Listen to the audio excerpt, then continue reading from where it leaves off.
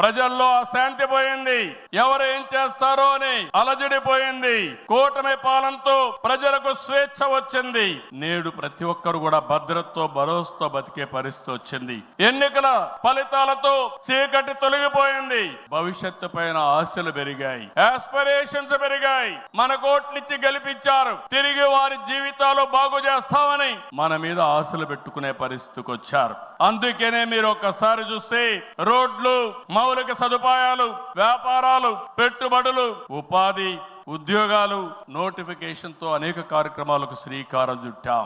64 లక్షల మందికి 4,000, 6,000, 10,000, 15,000 రూపాయలు పింఛనిచ్చే ఏకైక రాష్ట్రం భారతదేశంలో ఆంధ్రప్రదేశ్ రాష్ట్రం.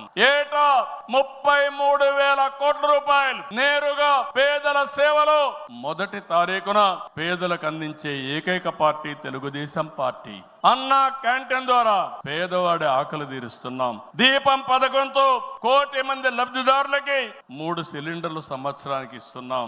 ఉచిత ఇసుక, మత్స్యకారుల సేవలో ఆర్థిక సహాయం, అర్చకులు, ఇమాములు, మౌజములు, అదే మారిగా పాస్టర్లకు గౌరవ వేతనాలు పెంచాం. ప్రజల్ని భూతమలా పీడిస్తున్నటువంటి ల్యాండ్ గ్రాబింగ్ యాక్ట్ ని రద్దు చేశాం. డిఎస్సి నోటిఫికేషన్ ఇచ్చాం. మొదటి సంతకం పెట్టాం.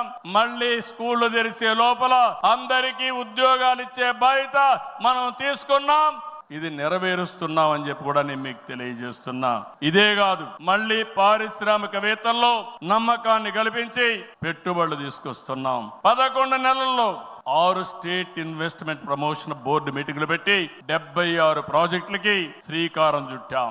దీనివల్ల 4,95,000 కోట్ల రూపాయలు పెట్టుబడులు వస్తున్నాయి. 4,57,000 మందికి ఉద్యోగాలు వస్తున్నాయని చెప్పి కూడా నేను మీకు తెలియజేస్తున్నా.